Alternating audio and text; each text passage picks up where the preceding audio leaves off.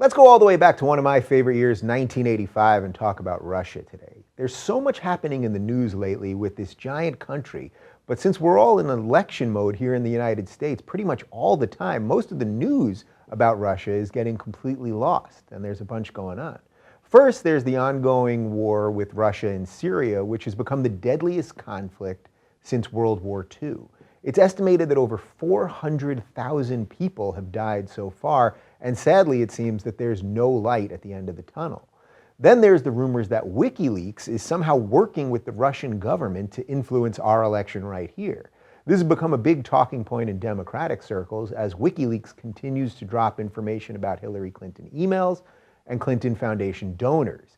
Even Julian Assange, WikiLeaks editor-in-chief, is promising more October surprises, and clearly they're not going to be aimed at helping Hillary or the Democrats.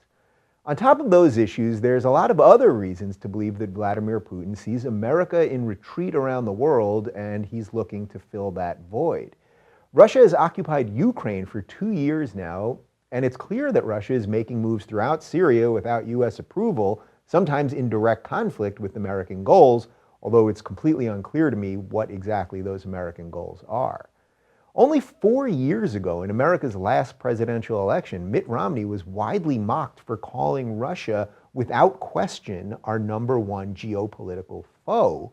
And yet now it seems that it's the Democrats who are leaning more hawkish on Russia. Just listen to Hillary or Tim Kaine in the debate so far. The Democratic nominees are much more anti-Russia than either Trump or Pence. Is Trump too close to Putin, or does he have other Russian business interests in mind? I guess that's possible too.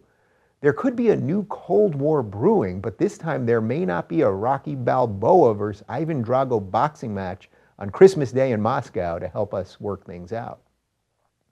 While I don't think there's any legitimate reason that a direct conflict with Russia is on the way, I do think it's important that we start talking about our deeply complex relationship with Russia in an open and honest way. Not just by demonizing and making fun of Putin, which, don't get me wrong, he makes it very easy to do, but by really understanding what's going on within Russia and the geopolitical circumstances which have led us to where we are now. If we don't do a little homework now, then we'll all be easily manipulated by both politicians as well as by the media that has their own goals in mind. Boogeymen are a lot less scary when you know a little bit about them. My guest this week is author and columnist Cathy Young. Cathy grew up in Russia until the age of 16 when she moved to the United States. She's written for the New York Times, the Washington Post, the Wall Street Journal, as well as my hometown newspaper, Newsday.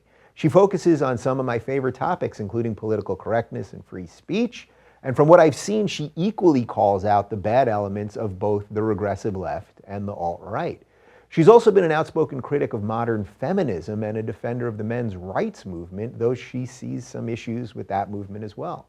I view Cathy as one of the few people really trying to take both sides to task and give both sides a chance before forming her own opinions, all the while not being too attached to a specific ideology. Not being locked into a specific ideology and being intellectually flexible is one of the most important attributes you can have, and one that I consistently strive to have for myself. The last few months have been interesting as we've seen many never-Trump Republicans slowly fall in line. To a lesser degree, we've seen it with the Bernie bros, who seem far less inclined to go all in for Hillary.